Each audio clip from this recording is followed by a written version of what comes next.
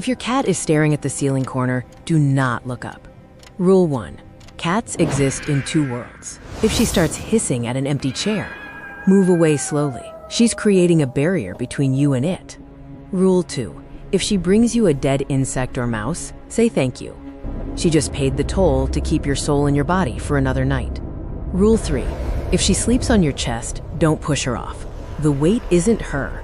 She's holding something down that's trying to escape from inside you. Final rule. If your cat ever speaks to you in a human voice, close your eyes. It means the real cat is already dead.